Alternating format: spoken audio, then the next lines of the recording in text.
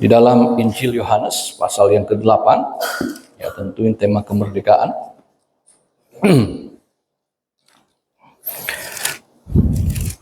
Yohanes pasal 8, saya akan baca dari ayat 30 sampai ayat 36, satu perikop ini. Ya. Mari kita bangkit berdiri.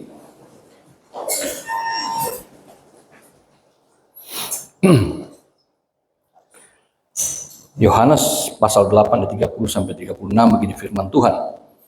Setelah Yesus mengatakan semuanya itu, banyak orang percaya kepadanya.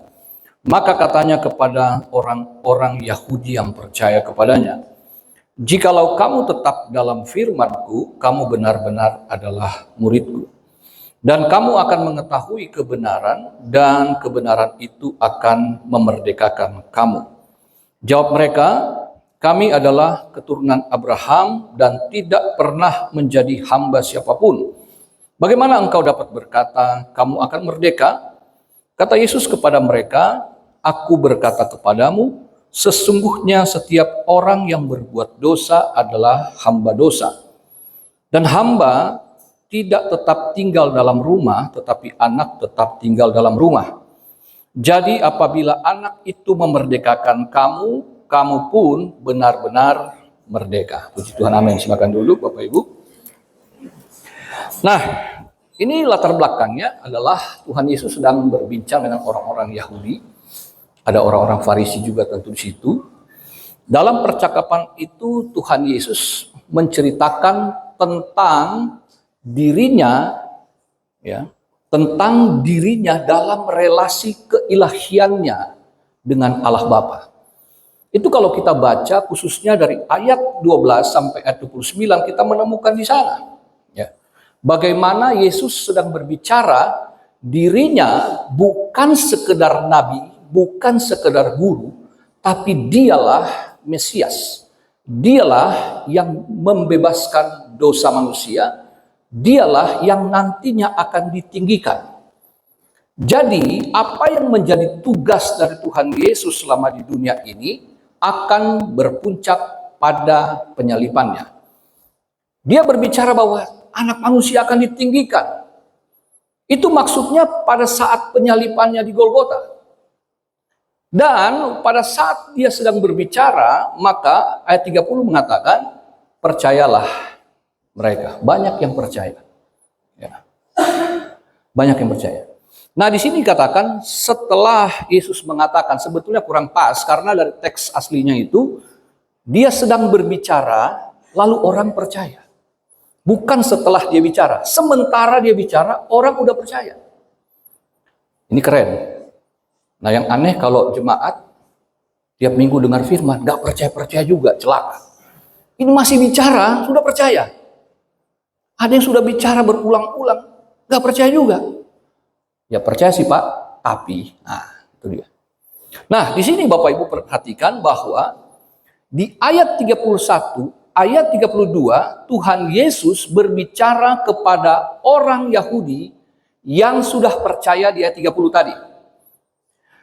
Tapi kemudian kita lihat ada perbedaan di ayat 34 sampai ayat 36. Di sana Yesus berbicara kepada orang Yahudi yang belum percaya. Kenapa? Karena di ayat 33 ada interupsi. Nah, kalau kita baca begini memang kadang bingung. Tadi percaya, kenapa sekarang mereka tanya? Bagaimana? Emang kami siapa? Emang kami nggak pernah jadi hamba? Kok harus merdeka? Jadi cerita ini ada dua kelompok orang Yahudi. Waktu Yesus ngomong, banyak yang percaya, tapi banyak juga nggak percaya. Nah, sementara Yesus bicara di ayat 31-32, mereka yang nggak percaya interupsi. Yesus menjawab di ayat 34 sampai 36. Jadi sebetulnya apa yang disampaikan di sana, bahwa Yesus sedang berbicara pentingnya kemerdekaan, baik bagi orang yang sudah percaya maupun apalagi yang belum percaya. Ya. Karena di situ kita lihat ya, di ayat 31 ayat 32 itu Yesus bicara kepada orang yang sudah percaya. Ayat 34 sampai 36 mereka yang belum percaya. Berarti pembahasannya di situ bicara tentang bagaimana kamu yang belum percaya harus dimerdekakan duluan. Jadi anak, lalu kamu yang sudah dimerdekakan harus jadi murid.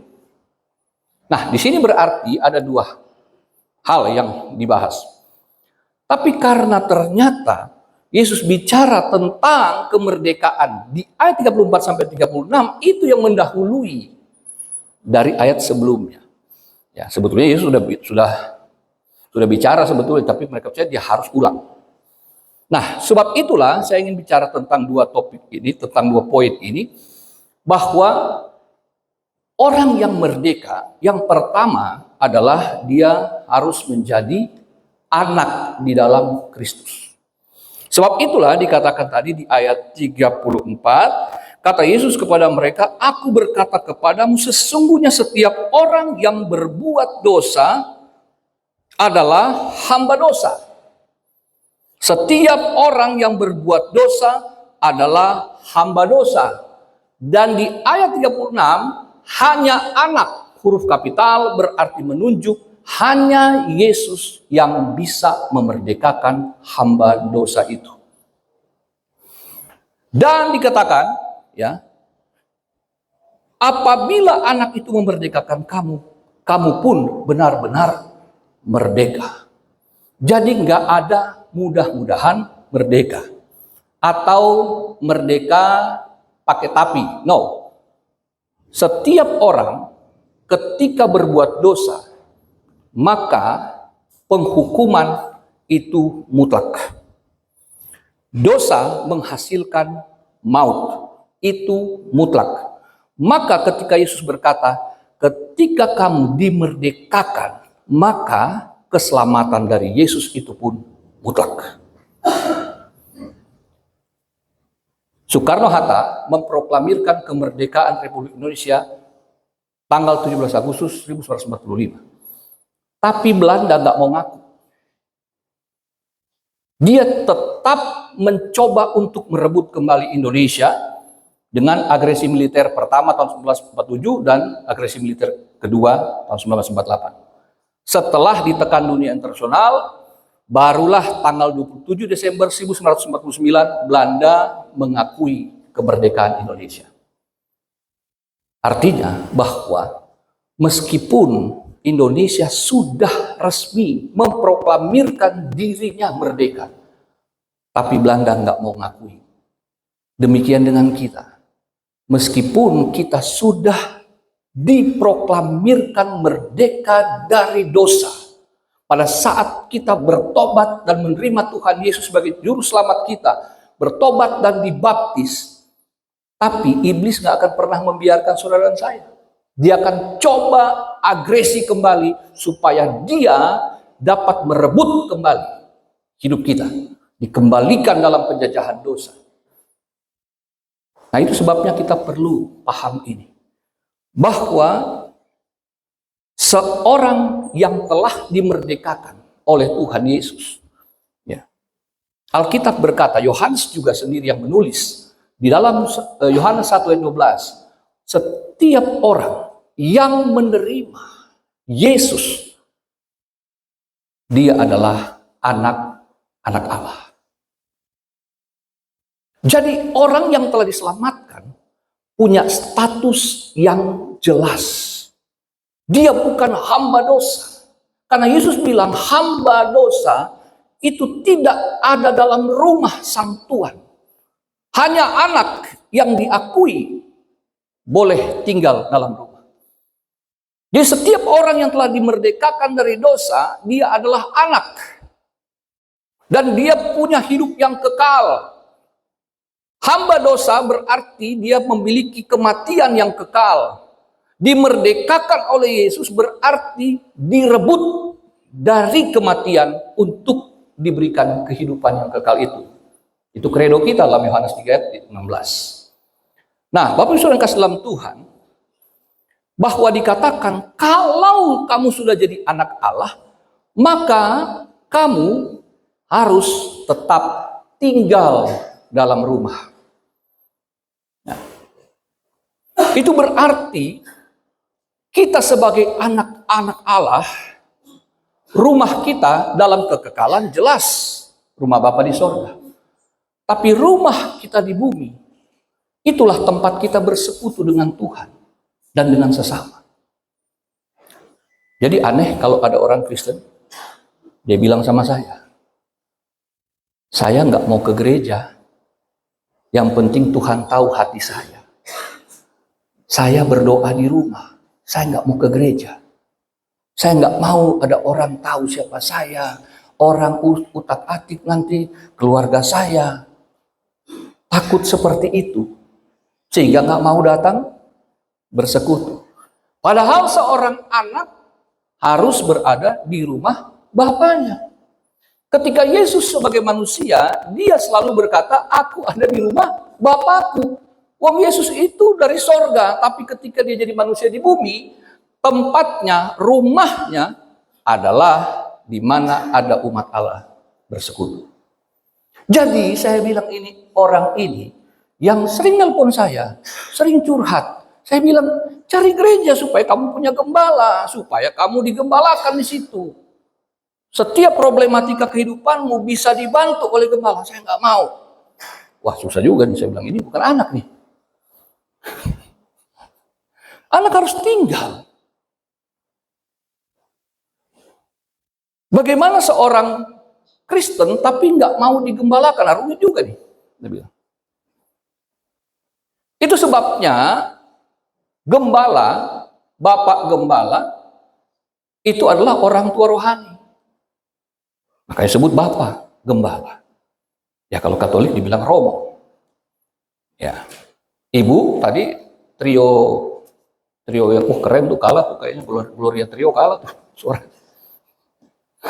Ya, mereka bilang kami ibu-ibu rohani. Artinya bahwa di dalam gereja lokal ada orang tua rohani, baik bapak, baik ibu. Dalam posisi kita sebagai anak, maka kita perlu untuk senantiasa berada di rumah. Karena apa? Karena kalau kita membandingkan dengan tulisan Rasul Paulus, dikatakan dalam Roma 3:23, semua orang yang telah berbuat dosa telah kehilangan kemuliaan Allah.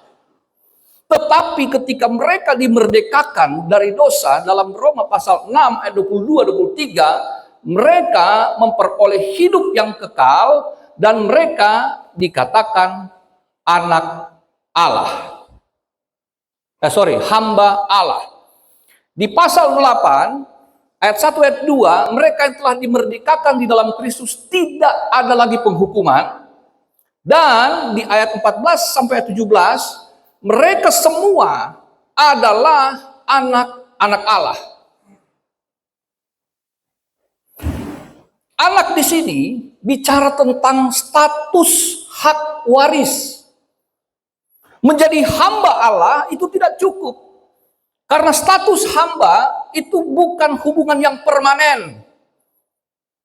Hamba hanya punya kewajiban untuk melayani. Tapi anak dia punya hak. Itu sebabnya setiap orang Kristen punya status ganda ini. Bahwa saudara dan saya adalah anak Allah sekaligus hamba Allah. Kita adalah anak yang mendapat kepastian warisan kerajaan Allah, tapi kita juga punya kewajiban untuk melayani Allah.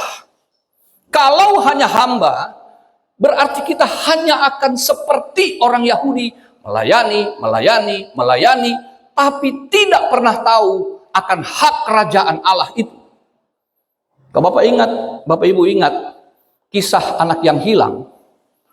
Orang cuma fokus lalu anak yang bungsu hilang. Tapi tahukah saudara bahwa sesungguhnya yang hilang anak sulung juga? Bahwa kedua anak ini sesungguhnya hilang. Yang bungsu hilangnya di luar rumah bapaknya. Tapi yang sulung hilang celakanya di dalam rumah bapaknya. Kenapa? Anak yang bungsu memang agak nakal. Minta warisan, pergi, foya-foya, jatuh miskin. Tapi balik. Waktu disambut dengan pesta, si sulung cemburu. Kenapa? Karena dia berkata, aku selama ini melayani Bapak, tapi nggak pernah diadain pesta. Lalu bapaknya bilang, nak, kamu tuh udah pasti mewarisi apa yang aku punya. Kamu anak sulung, hak kesulungan. Warisan terbesar tuh buat kamu. Kenapa kamu merasa kamu tidak memilikinya? Karena mereka, anak yang sulung adalah gambaran orang Yahudi. Hanya tahu melayani, tapi tidak tahu tentang hati yang dilayani.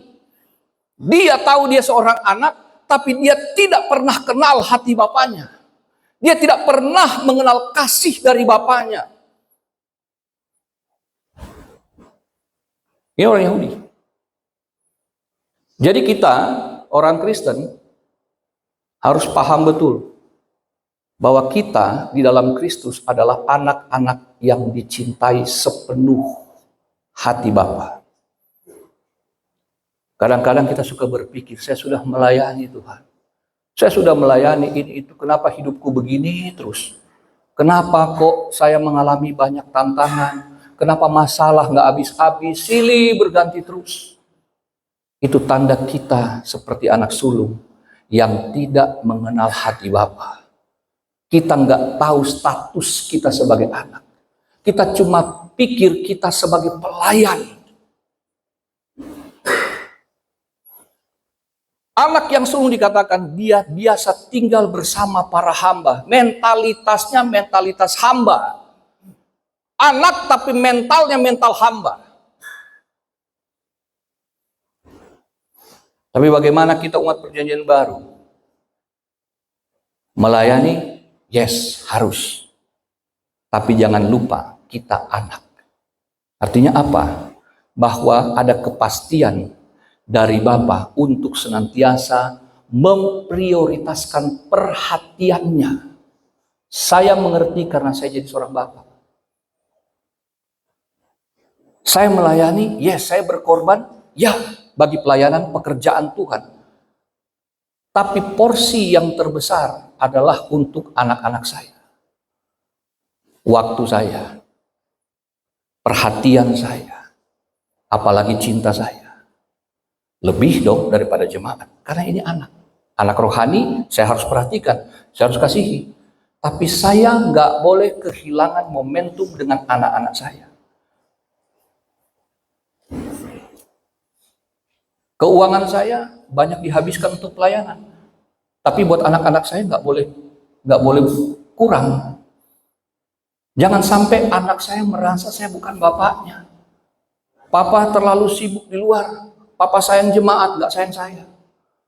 Papa kalau buat pelayanan, papa jojoran. Tapi saya mau minta sepatu aja, papa suruh berdoa dulu. Walah, celaka. Nggak bisa begitu. Saya sibuk melayani. Tapi saya harus tahu, saya bukan hanya seorang hamba. Saya seorang anak yang harus juga mencintai Bapa. Karena banyak orang melayani tanpa rasa cinta kepada yang dilayani. Karena dia melayani hanya berpikir itu tugas saya. Gembala kasih tugas, maka saya harus melayani. Kalau nggak melayani nanti Tuhan marah. Kalau nggak melayani nanti nggak enak sama no. Kita melayani karena kesadaran saya adalah anak yang harus melayani. Saya anak sekaligus hamba.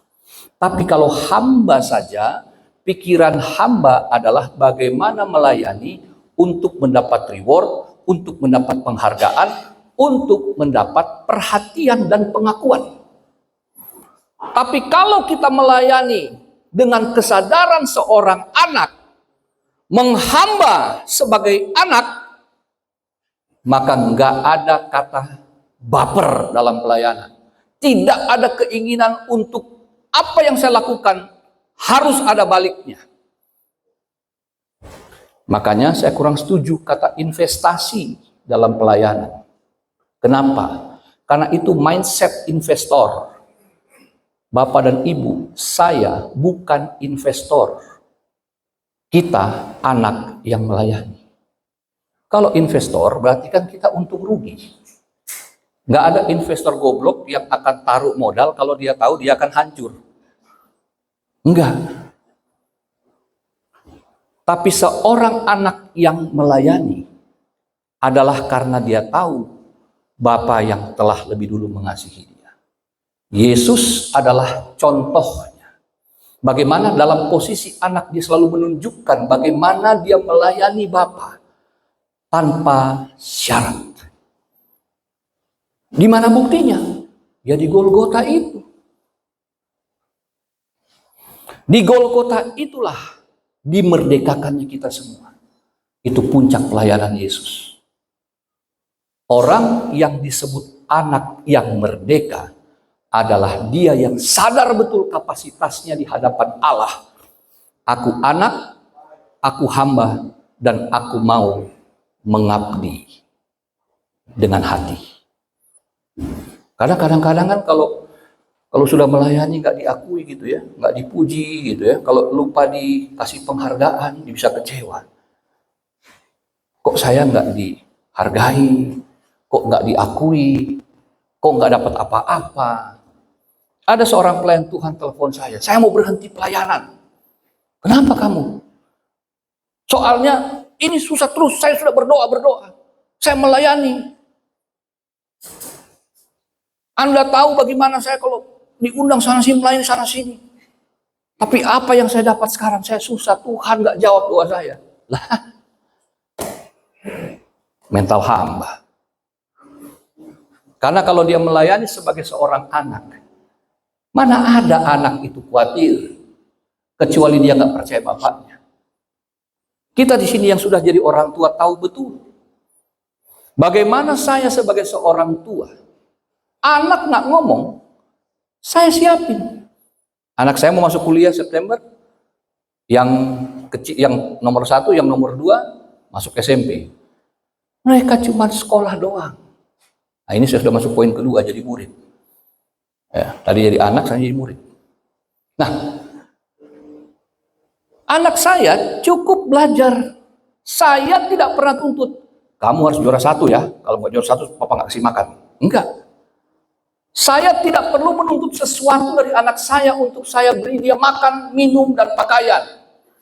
Saya tidak perlu menuntut dia untuk menjadi juara, untuk menjadi yang terbaik, untuk saya bayarin sekolahnya. Kenapa? Karena dia anak saya. Alasannya gitu doang. Karena kalau dia anak, saya pasti cinta, saya sayang. Dia nggak pernah bilang, Pak, saya mau kuliah, nanti baju saya mau kan udah nggak pakai putih abu-abu, saya pakai baju apa? Enggak. Jauh hari sebelum dia tamat pun saya dan istri udah mikirin, kita harus beli laptop nih. Laptop yang kita pakai nggak mungkin dia pakai ke kuliahnya, ke kampus, nggak mungkin. Dia harus punya laptop sendiri. Dia nggak mikir bahwa laptop kita yang mikir. Dia nggak keluar duit beli laptop, kita yang keluar duit. Dia nggak mikir bagaimana untuk bayar kuliah, untuk masuk kuliah, kami yang bayar. Karena dia anak. Itu sebabnya kita harus belajar sebagai anak, dan kita harus belajar sebagai murid Yesus. Mengikuti Yesus bagaimana dia belajar melayani, mengajar kepada kita, bergantung sepenuhnya kepada Bapa. Karena kita anak. Harus jadi murid karena orang Yahudi yang sudah dimerdekakan tadi bisa kembali kepada legalisme. Makanya Paulus dalam surat Galatia itu dia perlu menulis karena banyak orang yang sudah Kristen kembali kepada pemahaman Taurat. Coba praktekin Taurat lagi. Makanya Yesus perlu mengatakan, kamu harus tetap dalam firman-Ku.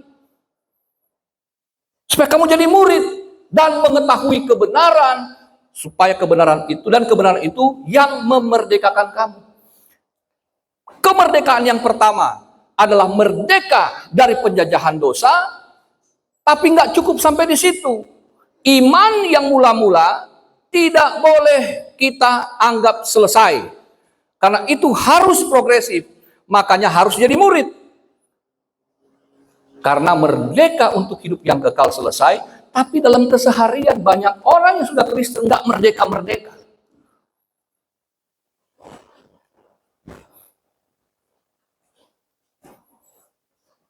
Saya nggak perlu suruh anak saya, kamu harus kerja sesuatu yang berat. Enggak. Kamu cukup belajar. Belajar.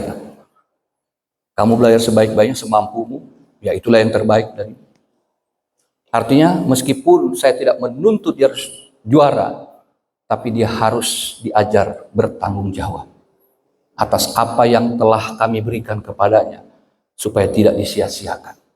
Demikian anugerah keselamatan itu diberikan oleh Allah, supaya kita nggak sia-siakan, supaya kita mengerjakannya dengan takut dan gentar. Itu sebabnya kita harus dimuridkan.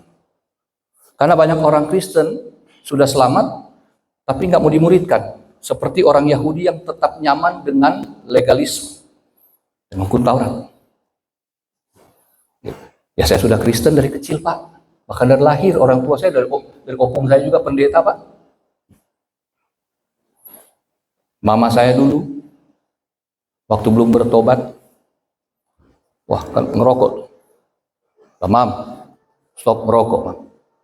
Pas saya udah jadi hamba Tuhan tuh, mama saya bilang, mana baru jadi hamba Tuhan, baru kelar sekolah. Oma dulu gembala, mama sudah ikut pelayanan sama oma. Kalau udah ikut pelayanan kenapa masih ngerokok, Mam? Baru tahu, baru ngoceh-ngoceh dia. Mama lebih tahu dari kamu. Itu orang Yahudi yang sudah Kristen tapi masih pegang yang lama. Tuhan tidak menuntut kita yang aneh-aneh. Tuhan tidak menuntut kita untuk melakukan sesuatu di luar kemampuan. Dia hanya ingatkan kita anak, tapi kita harus jadi murid. Karena kalau anak tidak didisiplinkan, bisa jadi anak-anak gampang, kata firman. Saya waktu jadi muridnya Pak Gembala, disuruh bikin tugas. Saya bikin. Kirim di email. Wah, mesti Gmail, selalu pakai email. Saya kirim, nggak lama Pak Gembala balas, dapat nilai A. Puji Tuhan, kalau dengan Pak Gembala saya A semua. Dari S1 sampai S2, A. Saya nggak tahu apakah beliau baca tugasnya apa kagak. Yang jelas, saya masuk A. Oh, muridnya banyak, S1, S2, saya nggak yakin sih kalau dibaca. Kan kalau tugas kan banyak tuh. Nggak bakal kan tugasnya juga banyak. Waktu itu masih MD, waktu itu baru pelayanan. Artinya apa? Sebetulnya dosen itu bukan mau lihat kita tuh bener apa enggak bikinnya tuh. Ditugasin, bikin. Dah. Loh, Tuhan nggak suruh kita perfect melakukan pelayanan. Tuhan nggak nuntut kita kayaknya main drum, main musik harus seperti pemain-pemain band-band terkenal. Nggak perlu. Anda sadar ada seorang anak dan seorang pelayan memberikan diri melayani Tuhan. Apapun yang diberikan itu yang terbaik. Itu pasti berkenan di hadapan Tuhan. Sama seperti saya nggak yakin juga jawaban saya benar. Tapi buktinya Pak Gembala kasih A. Benar, saya nggak tahu itu benar apa enggak. Punya A. Kan nggak ada hasil. Kalau dulu SD kan dibacain tuh kan. Nomor 1, jawabannya ini. 2, jadi ketahuan, oh benar apa salah kan? Lah mahasiswa kan nggak perlu. Jadi saya nggak tahu jawaban saya itu benar apa enggak. Enggak. Saya cuma ambil positifnya, berarti yang beliau nilai adalah apakah saya taat atau tidak. Bikin apa enggak. Kan ternyata teman saya banyak juga nggak bikin tugas. Gitu. Nah, istri saya juga ya muridnya juga, mahasiswa juga. Puji Tuhan, A juga. Jadi Bapak, anak-anak muda kalau masuk STPJ jangan ragu-ragu ya. Kalau dosennya Pak Gembala, saya jamin A. Asal bikin tugas, kalau nggak bikin tugas ya enggak lah. Gitu ya. Artinya Tuhan tidak membuat kita harus berbuat seperti orang Yahudi, harus titik komanya benar. Melayani harus begini. Begitu. Akhirnya mereka lupa untuk menjadi murid. Karena menjadi murid bukan sekedar belajar ilmu isi otak. Tapi di sini mengetahui kebenaran. Mengetahui itu ginosko, bukan pengetahuan kognitif, tapi itu knowledge by experience. Artinya mengenal kebenaran, karena kebenaran di sini sebetulnya Yesus sedang menunjuk dirinya. Karena kebenaran yang memerdekakan itu sama artinya dengan anak yang memerdekakan, berarti Yesus itu sendirilah yang memerdekakan orang. Kalau kita mau dimuridkan, kita akhirnya bukan sekedar tahu seperti orang Yahudi isi Alkitab, tapi kita mengenal Yesus secara pribadi dari apa yang kita pelajari ini, dan pada akhirnya kita akan mengasihi Yesus tanpa syarat. Ada mujizat, tidak ada mujizat, kita akan setia. Dijawab, tidak dijawab doa, kita akan tetap beribadah. Ya. 10 doa saya mungkin 1 dijawab. Tapi saya tetap setia melayani. Karena saya mengasihi Yesus. Bukan karena dia menjawab doa saya. Bukan karena dia melakukan sesuatu yang heran yang kelihatan oleh mata. Tapi bagi saya, keselamatan yang dia kerjakan di Golgota itu cukup untuk membuat saya mengabdi tanpa syarat. Makanya saya kemana-mana mau melayani. Ada PK, nggak ada PK, nggak ada pusing saya. Mau di gereja besar, di gereja kecil, mau 1-2 orang saya datang layani. Teman saya bilang, lu masih mau melayani di situ? Masih. Selama jadwal saya kosong, saya datang. Saya nggak pilih tempat. Mau di luar kota, mau apa, dan saya tidak mau membebani tuan rumah di daerah, mau apa, enggak. Karena saya percaya, kalau Bapak percayakan saya melayani di sana, di tempat yang terpencil, mau di pedalaman, kayak mau di mana, Bapak yang akan mencukupkan. Kenapa? Karena saya sadar saya anak. Saya nggak melayani pun Bapak akan cukupkan. Anak saya tidak bekerja, anak saya tidak melakukan sesuatu untuk saya pelihara, saya lindungi. Masa kita nggak paham akan apa yang kita lakukan kepada anak, itulah yang Bapak lakukan kepada kita. Makanya belajar jadi murid. Apa yang Yesus ajarkan, itulah yang kita lakukan. Dan Yesus berkata, di dalam Yohanes pasal 13 ayat yang ke-34-35 itu, bahwa kamu benar-benar muridku ketika kamu saling mengasihi.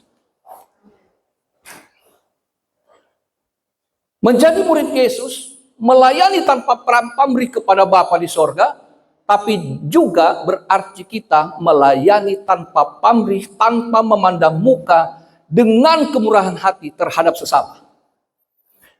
Karena ketika kita menjadi orang merdeka, kita tahu bahwa Yesus mengasihi saya, Yesus mengasihi juga orang lain. Yesus cinta saya, Yesus cinta kamu, Yesus cinta semuanya. Tapi faktanya, banyak orang Kristen sesama jemaat aja bisa saling lihat muka kalau mau melayani. Oh iya. Bagaimana ada anak Tuhan bilang, oh, sama itu, oh, no, nggak jadi. Kenapa? Ada dia. Ini beneran. Kemarin saya baru ditraktir makan. Yang traktir makan saya bilang, oh saya nggak mau ke itu. Tadinya saya mau ke situ, tahu-tahu ada dia. Oh, nggak mau saya. Kita hamba, belum jadi anak dan murid.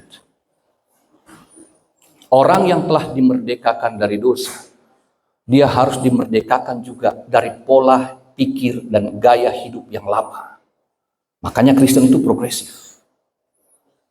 Dia nggak boleh tinggal dalam iman yang kemarin punya. Dia harus, iman itu harus terus-menerus. Makanya harus jadi murid, karena belajarnya terus-menerus. Dalam hukum emas Yesus, dalam Matius 7 ayat 12, simpelnya gini, saya kan pengen orang berbuat baik sama saya. Maka saya harus berbuat baik duluan sama orang. Itu hukum emas. Itu orang yang merdeka. Karena banyak orang mau melayani orang lain, kalau nggak mau baik sama saya, baru saya baik sama kamu. Kita sering dengar pembenaran. Lu belum tahu gua. Lu baik, gua baik. Tapi kalau lu macam-macam sama gua bisa lebih jahat dari lu. Yesus mematahkan hukum ini. Sebagai orang merdeka, Yesus sedang berbicara bahwa kamu ingin yang bagus, ingin yang baik, datang kepadamu. Jangan tunggu orang melakukan duluan. Kamu yang harus duluan. Progresif Yesus. Jadi ketika kita ingin mendapatkan yang baik, jangan tunggu yang baik itu datang. Kamu yang harus bikin lebih dulu. Karena kamu muridku. Ya. Satu ketika di hari Minggu kami ibadah sore. Masuk. Oh, gitu masih BlackBerry. BBM masuk. Widih, caci maki orang. Jemaat kagak. Tapi ngata-ngatain saya, ngata-ngatain istri. Apa yang saya lakukan? Saya duduk dengan istri, saya bilang, Bapak, orang ini nggak tahu apa yang dia lakukan. Loh, kan saya murid Yesus, kan tiru Yesus dong. Guru itu kan bahasa Jawa, digugu dan ditiru, dipercaya dan diteladani. Yesus itu guru. Saya bilang, Tuhan, ampunilah orang ini. Dia tidak tahu apa yang telah dia lakukan. Tuhan, jangan hukum dia. Selamatkan dia. Dan saat itu, saya merdeka. Banyak orang justru ketika membaca begitu, itu reaksinya berbeda. Mau tahu isi hati orang sekarang? Buka Facebook, buka Instagram, buka TikTok. Di situ orang curhat. Pendeta pun curcol di situ. Tapi saya murid Yesus. Sebagaimana Yesus menyerahkan kepada Bapa apa yang menjadi masalah. Dan dia merdeka di kayu salib. Kita pun merdeka. Saya dan istri merdeka. Kami tidak sakit hati. Karena waktu kami melepas pengampunan, kami mendapatkan damai sejahtera. Setahun kemudian selesai ibadah, tiba-tiba orang itu muncul di depan. Dia nangis, dia peluk. Maafkan saya. Emang kenapa? Saya nggak merasa ada salah. Orang ini, dia yang merasa. Dia bilang, saya sudah berdosa. Oh, kenapa? Saya tidak lagi mengingat itu. Karena saya orang merdeka. Ketika satu saat nggak punya duit, ada sih duit, pas-pasan. Mau bayar anak sekolah masih kurang. Masih kurang. Kami perlu 500.000 gitu anak mau bayar sekolah. Masih anak pertama kami masih kecil, anak kedua belum ada. Ada 300.000, bayar 500.000, masih kurang 200.000 kan? Ya kami mengharapkan berkat Tuhan dong. Kan saya mengharapkan yang baik. Tiba-tiba datang teman saya, hamba Tuhan. Bro, boleh bagi berkat. Kenapa? Ini kita mau bayar rumah kurang. Bayar berapa? 500. Sama dong, butuhnya 500. Waduh, saya 500 nggak ada, bro. Ada berapa, bro? Cuma ada 300. Istri saya bilang, mau bayar anak sekolah? Saya bilang, kapan dia mau bayar? Tanggal 20, ini baru tanggal 5. Masih ada 2 minggu kita berdoa. Kasih ke dia. Saya ingin Tuhan berkati. Maka saya yang harus lebih dulu memberkati orang lain. Oh, nggak apa-apa bro, puji Tuhan, nanti saya kirim lagi. Paling tidak saya sudah dapat sebagian. 300.000, dia pergi dengan sukacita. Saya pun merdeka, saya senang. Puji Tuhan, padahal malah tadinya kurang 200, sekarang malah jadi kurang 500. Tapi hati saya merdeka. Saya murid Kristus, saya dimerdekakan. Artinya, saya tidak takut anak saya nggak bayar. Karena saat itu saya bilang, dia hari ini butuh, kita masih 2 minggu lagi. Masih ada waktu Tuhan menolong kita. Dia lebih dulu membutuhkan pertolongan. Kasih. Orang merdeka tidak akan tahan pertolongan bagi orang lain yang membutuhkan. Kadang-kadang kalau ada orang minta advice aja, kita bilang, alah, gua aja lagi pusing, lo datang lagi. Udahlah, sana aja, tanya pendeta lah, gua aja lagi pusing. Bagaimana kita orang merdeka ingin diselesaikan masalahnya, ketika ada orang datang, itu bukan kebetulan. Saudara diberi kesempatan jadi murid Yesus untuk mempraktikkan kasih. Kamu adalah muridku jika kamu saling mengasihi. Kadang-kadang kita merasa kita butuh pertolongan dan kita tidak siap untuk menolong orang karena kita merasa lebih butuh. Padahal seringkali kita nggak ngerti, kita nggak nyadar. Cara Tuhan menolong adalah dengan cara kita memberikan pertolongan lebih dulu. Sebagaimana kamu ingin orang berbuat baik kepadamu, berbuatlah baik demikian kepada orang terlebih dulu.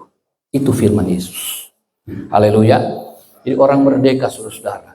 Kalau saudara ingin dilayani, saudara, setiap orang kan ingin dilayani dengan baik. Kenapa kita tidak memulai melayani lebih dulu? Haleluya. Puji Tuhan.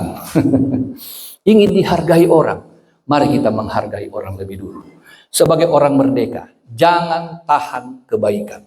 Jangan tahan kemurahan. Jangan tahan hati untuk melayani. Karena setiap apa yang kita lakukan adalah untuk kemuliaan Tuhan. Haleluya. Puji Tuhan. Tuhan memberkati semua.